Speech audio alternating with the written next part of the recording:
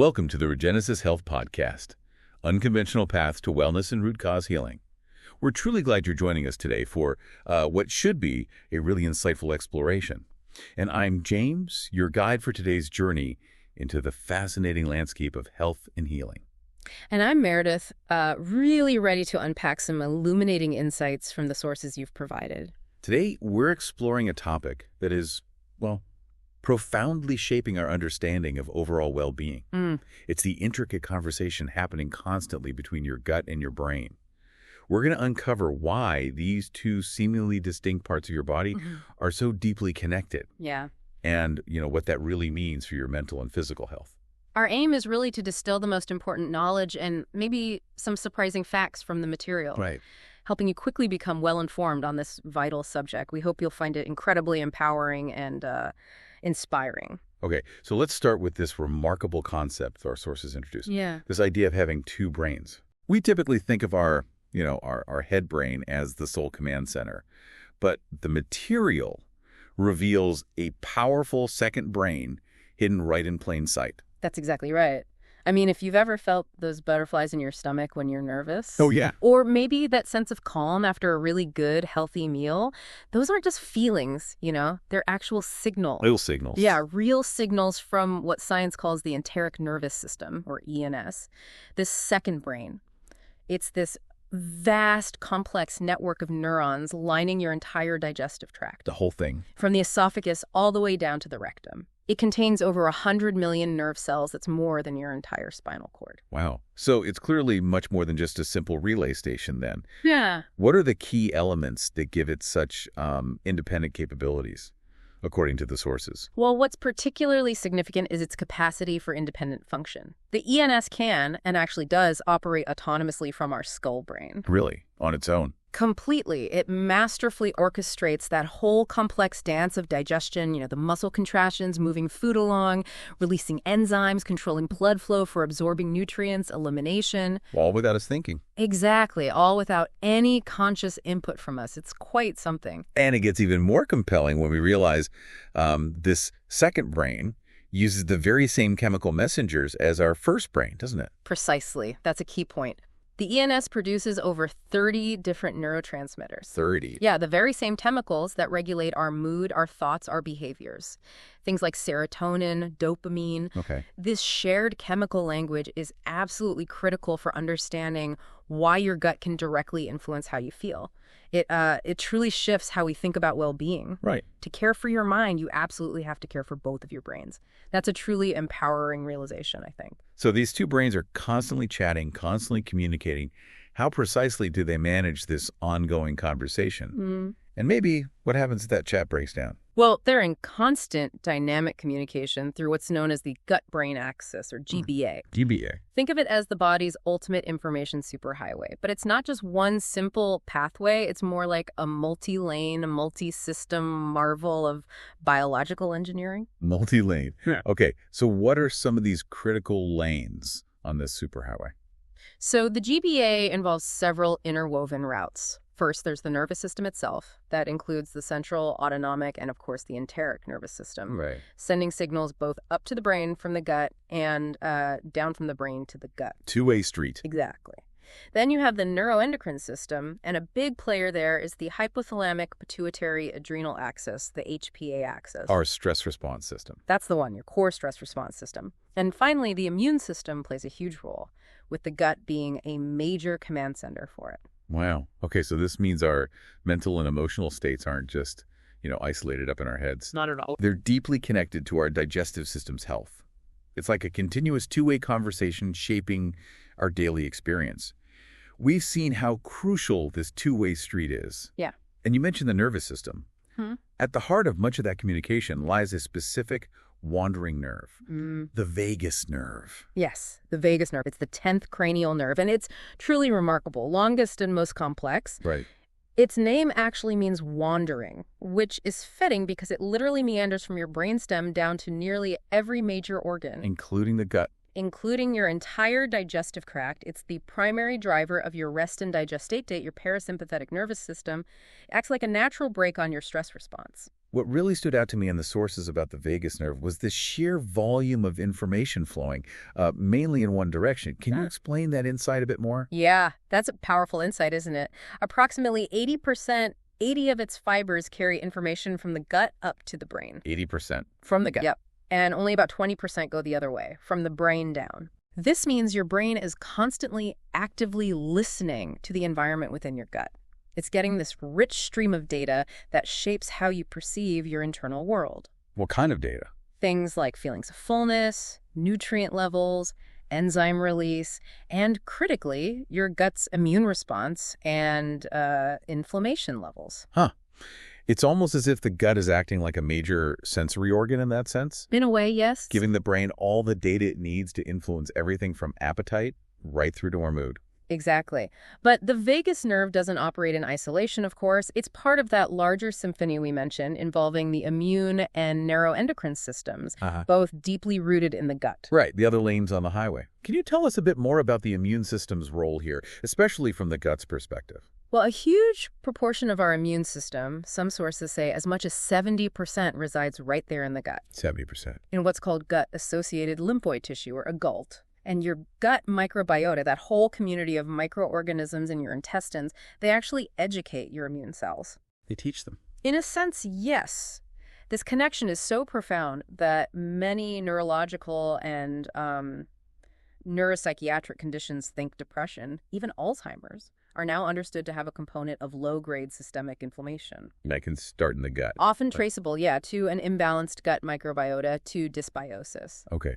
And what about the neuroendocrine system, particularly its connection to stress that you mentioned, the HPA axis? Right, the hypothalamic pituitary adrenal axis, your central stress response system. It's also a key player. Research clearly shows your gut microbiota can directly activate this axis. Through various signals.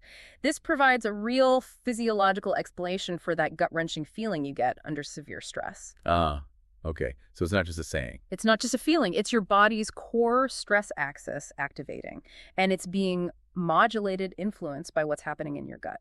So if our gut is so intricately involved in all these systems, nervous, immune, endocrine, what does this broader interplay really mean for us day to day? Well, this intricate interplay reveals a really profound truth. Our emotional states, our stress levels, they aren't solely generated up in the brain just in response to external events. They are profoundly shaped, and in many cases actually driven, by the internal state of our gut. So a stressed gut can mean a stressed mind. It certainly can contribute. But the immense hope here is that this gives us a powerful, tangible lever for improving our mental well-being. How so? By changing the environment within our gut through diet, lifestyle, we can actually change the quality of signals being sent up to our brain. Leading to a calmer state. Exactly. Leading to a calmer, more balanced state of mind. It opens up huge possibilities. So we've explored how your gut and brain communicate, this axis. Yeah. But what drives much of this conversation is an entire bustling ecosystem living inside your gut. Let's talk about the gut microbiota. Absolutely. This is crucial. Deep within your gastrointestinal tract lives this, bustling metropolis of trillions of microorganisms. Bacteria, viruses, fungi, archaea, trillions. Collectively known as the gut microbiome. And this isn't just random stuff floating around. It's a highly organized, vital ecosystem. It's so significant that scientists now sometimes refer to it as a virtual organ. A virtual organ? Yeah. Wow. And this virtual organ has a truly significant influence on our mood, doesn't it? Based on what we've discussed. It certainly does. I mean, one of the most compelling discoveries in this field is the microbiome's role as a chemical factory, essentially, for the brain. A chemical factory. Yeah. Many key neurochemicals that govern our mood, our emotions, cognitive function, they're actually produced not just in the brain, but right there in the gut, directly influenced by these microbes. Okay, and are we talking about familiar neurotransmitters here? Like you hear about serotonin, the happiness hormone, is that involved? Yes, that's a perfect example. Our sources highlight this astonishing fact. Maybe as much as 90% of your body's total serotonin is actually produced right there in your gut. 90%, not in the brain. The vast majority, yes. And dopamine, too, often linked to motivation and reward, significantly influenced by the gut. And GABA, the main sort of calming neurotransmitter, the one that helps reduce excitability and promotes relaxation, also influenced right there. So these tiny microbes living inside us are literally helping us feel happy, motivated, and calm. In many ways, yes. Many bacterial strains actually produce these neuroactive compounds directly. Which ones? For instance, specific species of lactobacillus and bifidobacterium, you often see those in probiotics that can produce GABA. Yeah. While certain Escherichia and Streptococcus strains can synthesize serotonin, they can also signal our own gut cells to either ramp up or maybe tone down production. So the specific mix matters. Absolutely. The balance of bacteria in your gut has a direct say in the chemical balance of your brain. It's quite profound. Okay, so what happens when this delicate inner ecosystem gets out of balance? Our sources refer to this condition as dysbiosis. Right, dysbiosis. It's really a spectrum of disruptions. It could be a loss of diversity in your microbes, maybe a decrease in the beneficial bacteria, or perhaps an overgrowth of potentially harmful ones. And it's a major issue in the modern world, unfortunately. What are some of the most common culprits? What throws this ecosystem off kilter? Well, there are several key factors. A poor diet is probably number one for many people. How so? Specifically, a diet high in ultra-processed foods, lots of refined sugars, unhealthy fats, and crucially, low in fiber. That's a primary driver.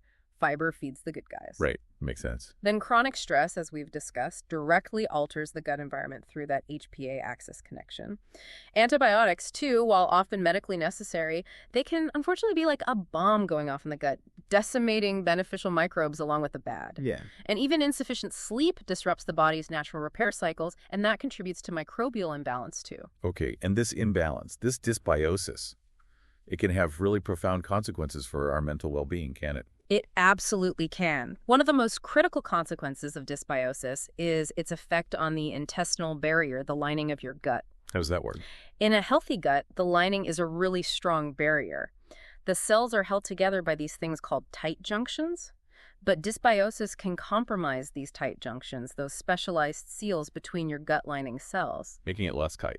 Exactly, leading to increased intestinal permeability. It's often known colloquially as leaky gut. Leaky gut. Okay, I've heard that term. And if the gut is leaky, what kind of substances might pass through that shouldn't? Well, things like undigested food particles, bacterial components, bits of bacteria like lipopolysaccharides or LPS can leak from the gut into the bloodstream. And the body doesn't like that. Not at all. Your immune system identifies these as invaders and mounts an inflammatory response. This creates a state of low-grade systemic inflammation throughout the body. Okay. And here's a really critical link. These inflammatory molecules, these cytokines, they can actually cross the blood-brain barrier. The brain's protective shield. Yes, that protective filter. When they cross it, they can lead to neuroinflammation in the brain. And that is strongly linked to conditions like anxiety and major depressive disorders. So if I'm hearing this correctly, it sounds like my gut and my brain can get caught in this feedback loop, almost a vicious cycle where one distresses the other. Can you walk us through how that physiological loop works? It is indeed a cycle, and it can be hard to break. So you have chronic inflammation sending constant sort of danger signals up to the brain via the vagus nerve and bloodstream. Okay. This gets combined with altered neurochemical messages coming from that dysbiotic gut, maybe less serotonin, less GABA. All of this puts the HPA axis, the stress axis, on high alert. Constantly stress. Right, resulting in continuous stress, elevated cortisol levels, which unfortunately further damages the gut lining, making it leakier. And then high cortisol and that neuroinflammation directly fuel feelings of anxiety, hypervigilance, low mood. The body gets stuck in this physiological stress loop that originates in the gut, is perpetuated by the brain's response, which then further harms the gut. So when people come in saying, I'm struggling with anxiety and also I'm feeling constantly bloated, our sources seem to confirm these aren't separate issues at all, are they? They could be linked. Very often they're not separate at all. They can absolutely be two sides of the same coin.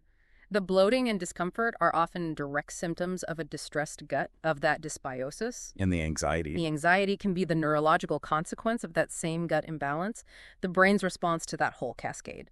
The inflammation, the dysregulated HPA axis, the altered neurotransmitter production, all orchestrated from that unhealthy gut environment. This truly resonates with some of the stories shared in the sources, like Kirsten's experience, where she felt trapped in what she called a pain-fear cycle. Yes, Kirsten's experience is such a powerful illustration of this. She had constant upper GI discomfort, which then triggered anxious thoughts about it. Right. And then her worried mind, in turn, seemed to worsen her physical symptoms, creating this really difficult loop. Her story perfectly illustrates that gut-brain feedback loop in action. But there's hope. Absolutely. The profoundly good news and the real message of hope here is that understanding this gives us a tangible biological target for intervention. We can actually go to the root of the problem, potentially, and begin the healing process in the gut. Right. This transforms the approach to mental health care. It becomes a holistic, whole-body strategy, offering a much clearer path forward for many people. Okay, so this scientific understanding isn't just fascinating theory. It's really a practical blueprint for potentially living a healthier, more vibrant life. What's the foundational first step on this path to harmony, according to the sources? Well, our influence is arguably nowhere more direct, more powerful than through our diet. The food we eat literally becomes the building blocks and the fuel for our gut microbes. You are what you eat and what your microbes eat. Pretty much. And sadly, modern diets often pose a significant challenge here, don't they? They really do. The rise of ultra-processed foods, UPFs, you see them everywhere. Exactly. Those industrial formulations, often with long ingredient lists you can barely pronounce, high in sugars, unhealthy fats, salt, and crucially lacking in fiber. They are directly antagonistic to a healthy microbiome. How so? They actively seem to reduce microbial diversity and essentially starve the beneficial microbes that thrive on things like fiber. This is considered a primary driver of the dysbiosis, the leaky gut, the chronic inflammation, and maybe even the mood disturbances we see so commonly today. But the hopeful truth, the empowering part, is we can counteract this. What's the solution our sources point towards? The solution really boils down to adopting more of an anti-inflammatory style of eating. Prioritizing whole, minimally processed foods that nourish both our bodies and our microbes. Like what kind of patterns? Well, dietary patterns like the Mediterranean diet or the MIND diet, which is specifically designed for brain health, are often highlighted as excellent frameworks. They're consistently linked in research to lower inflammation, better gut health, and improved mental outcomes. And the core principle. It's actually quite simple. Eat real food, food your great-grandmother would recognize, and eat a wide variety of it. Diversity on your plate often translates to diversity in your gut. Can you give us some specific examples, foundational foods for gut-brain health that listeners could maybe start incorporating more of? Absolutely. Let's think foundationally. Fatty fish like salmon, mackerel, sardines, rich in those anti-inflammatory omega-3 fatty acids, which are vital for brain cell structure and function. And fats. Exactly. Leafy greens, spinach, kale, chards, they're excellent sources of fiber for beneficial gut bacteria, plus important nutrients like folate, colorful berries, blueberries, raspberries, strawberries, packed with antioxidants that protect brain cells and may improve memory. Nature's candy. Pretty much. Nuts and seeds, too, offering healthy fats, more fiber, and antioxidants. Walnuts often get a special mention because they contain omega-3 ALA. Well, Whole grains, things like oats, quinoa, brown rice, our beneficial gut bacteria ferment the fiber in these, producing powerful anti-inflammatory compounds called short-chain fatty acids like butyrate. butyrate, heard of that. Yes, very important for gut health. Legumes, beans, lentils, chickpeas, fantastic sources of plant-based protein and, again, lots of fiber for those beneficial bacteria. Healthy fats like extra virgin olive oil and avocados, great for their anti-inflammatory effects and supporting digestion. Don't forget spices. Definitely not. Herbs and spices like turmeric, ginger, garlic, cinnamon, they are potent sources of anti-inflammatory and antioxidant compounds. Small additions can make a big difference. Okay, so beyond that general healthy diet, there seems to be a more specific toolkit for directly modulating the gut microbiome. Let's talk about biotics. Probiotics, prebiotics. Yes, let's clarify those because the terms can be confusing. To harness their power, it's helpful to understand what they are. Probiotics are live, beneficial microorganisms, bacteria or yeasts that, when you consume them in adequate amounts, offer a health benefit. They're essentially the good bugs. Live cultures. Right. Prebiotics, on the other hand, are a special type of dietary fiber that our bodies can't digest, but they serve as food, as fuel for our beneficial gut bacteria, helping them thrive and multiply. Feeding the good guys already there. Exactly. And then you sometimes hear about symbiotics. That's just a combination product that contains both probiotics and prebiotics, aiming for a synergistic effect. Okay. And then there's this term psychobiotics that sounds really revolutionary. It really is. Psychobiotics are essentially a subset of probiotics. They are specific live organisms that, when ingested in adequate amounts, produce a mental health benefit. So probiotics specifically for the brain. That's the idea. The concept that we can consume specific strains of bacteria to potentially improve mood, reduce anxiety, enhance stress resilience, it's truly revolutionary. How do they work? Well, the thinking is they work through multiple mechanisms we've touched on. Restoring microbial balance, reducing gut inflammation, maybe helping to regulate that HPA stress response, and directly influencing neurotransmitter production like boosting GABA or serotonin signaling. And is there solid evidence supporting this yet, or is it still largely theoretical? The evidence base is growing rapidly. It's a very active area of research. Clinical trials are emerging that show probiotic and prebiotic supplementation can lead to significant improvements in symptoms of depression and anxiety in some populations. And give an example. Sure. One trial, for instance, found that an 8-week course of a multi-strain probiotic led to a significant decrease in depression scores compared to a placebo. Another study looked at a specific strain, Lactobacillus plantarum 299V, and found it reduced self-reported stress and anxiety, and also lowered some inflammatory markers in the blood of stressed individuals. That's concrete. It provides concrete evidence, yes, that nurturing the gut with specific beneficial microbes can have a direct and positive impact on mental health for some people. Still early days in terms of specifics, but very promising. So how can listeners practically incorporate more of these biotics into their diet, beyond just a general healthy eating pattern? Certainly. For probiotic-rich foods, you want to think fermented. Things like yogurt and kefir, make sure they say live and active cultures on the label. Right. Traditionally fermented sauerkraut and kimchi, the refrigerated kind, usually, not the shelf-stable ones.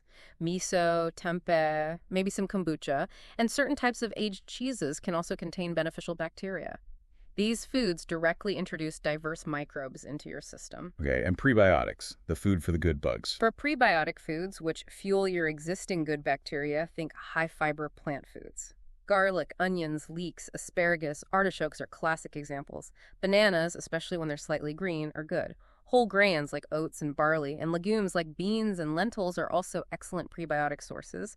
Basically, lots of diverse plant fibers. Got it. These changes, they can sometimes feel overwhelming for people, especially if they're already struggling. But personal stories can really highlight what's possible, like Amy's journey, mentioned in the material. Amy's story is incredibly inspiring, I agree. For over a decade, her life was really dictated by her gut issues, struggling with IBS, diverticular disease. She developed this all-consuming fear of food itself. That sounds awful. Yeah, social events became sources of terror, not joy. But the turning point for her came when she started focusing not just on what she ate, but also on the anxiety surrounding eating. The mental side. Exactly. She learned calming techniques, ways to reduce those stress signals being sent down to her gut. And as that fear-pain cycle started to break, she discovered something amazing. What was that? She found she could actually eat and enjoy so many more foods without having a negative reaction. The anxiety itself had been amplifying her physical symptoms. By calming her mind, she helped calm her gut. Amy got her life back and her love of food back. It's such a powerful testament to the importance of holistic healing of the gut-brain axis. It shows that freedom from that cycle of pain and anxiety really is possible. That's fantastic. So while diet is clearly a cornerstone, it's really part of a larger synergistic system, isn't it? Yeah. How do other lifestyle factors like movement, sleep, and stress management play into this gut-brain connection? Oh, they're absolutely deeply intertwined. Each one influences the others, and together they collectively shape the health of our inner ecosystem. Nurturing these aspects is just as critical, really, for a harmonious gut-brain connection as diet is. Okay, let's start with movement as medicine.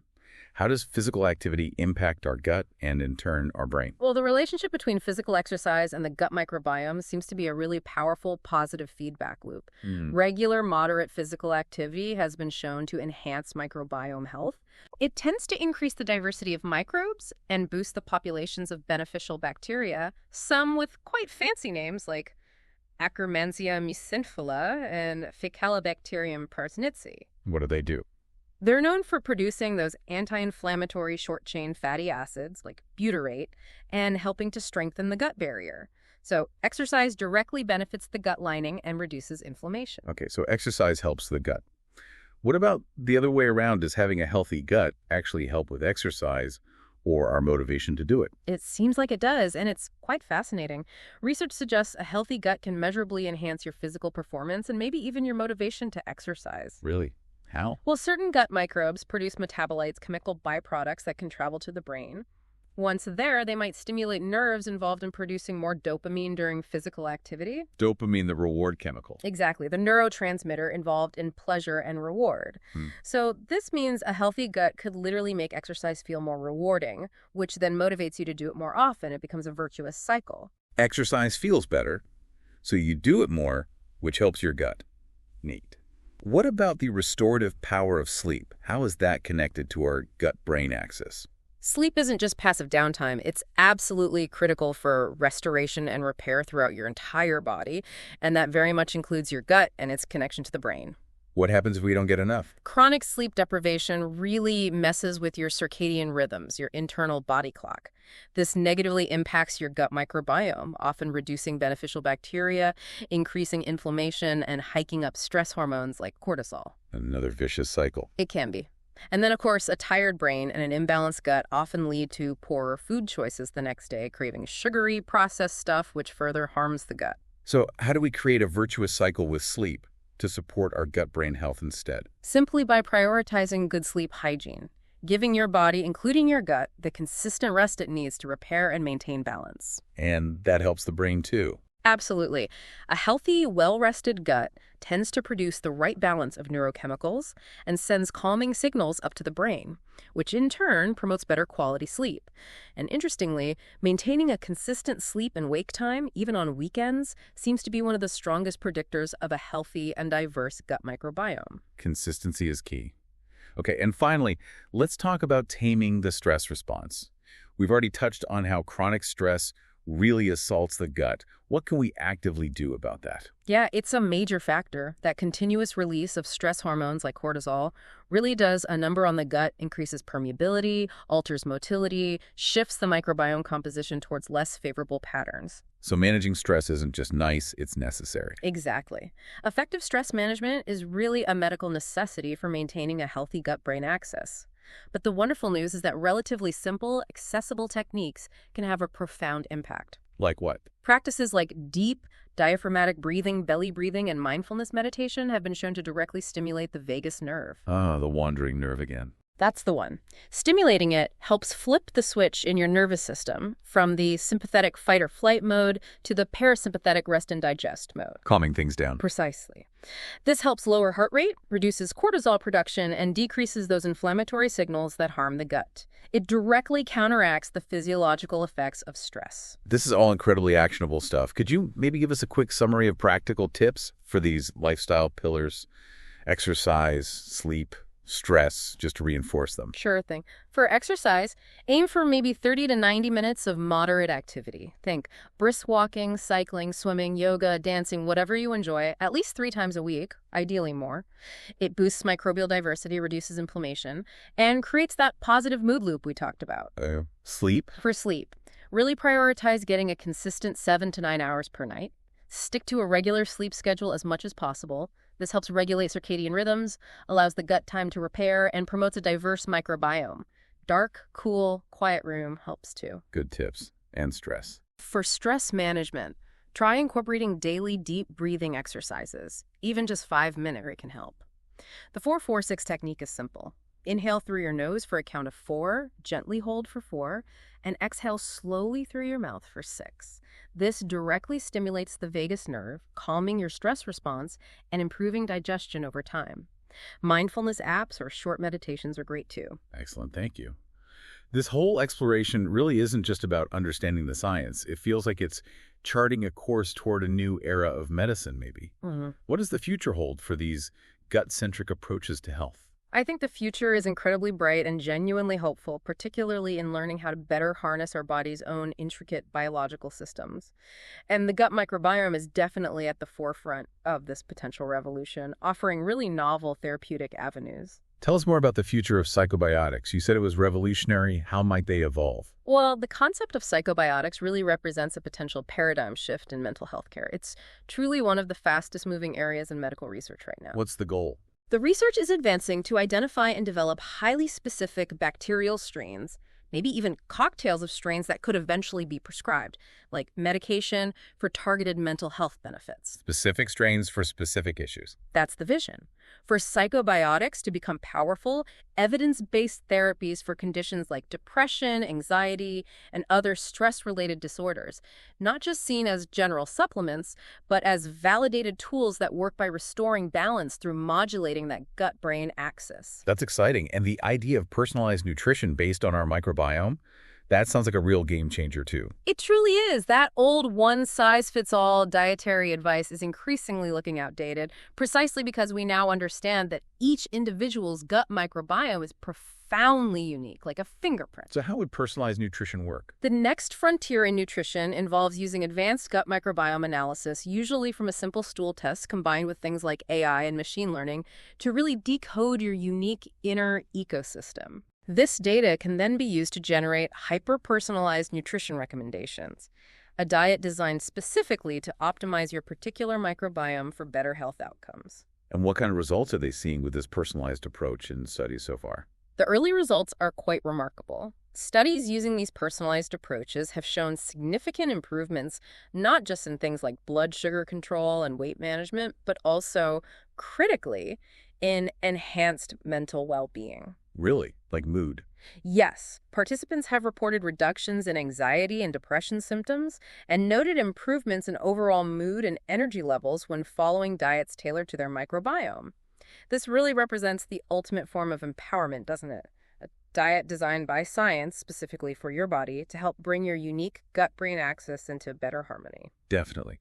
Are there any other emerging therapies on the horizon that directly target the gut-brain axis that we should maybe be aware of? Yes, there are several other cutting-edge therapies being explored. One is vagus nerve stimulation, or VNS. Stimulating the nerve directly. Exactly. It typically uses a small implanted device, similar to a pacemaker, to send mild electrical impulses to the vagus nerve.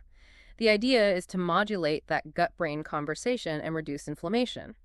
It's shown some success already for conditions like inflammatory bowel disease and even treatment-resistant depression. Interesting. What else? Another area is fecal microbiota transplantation, or FMT. Right, the poop transplant.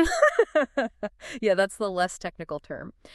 It involves transferring stool from a carefully screened, healthy donor into a patient's gut to completely reset their microbiome.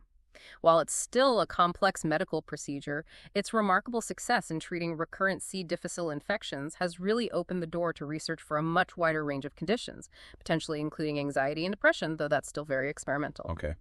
Anything else? Finally, researchers are getting much better at identifying specific beneficial molecules that our healthy microbes produce, things called metabolites or postbiotics. The chemicals they make. Exactly. The idea is that these beneficial compounds could potentially be isolated, maybe synthesized, and developed into new, highly targeted therapeutics, offering the benefits of a healthy microbiome, perhaps, without needing the live organisms themselves. That seems very precise. It could be. This overall shift towards a systems biology approach, looking at the whole interconnected picture, is incredibly hopeful.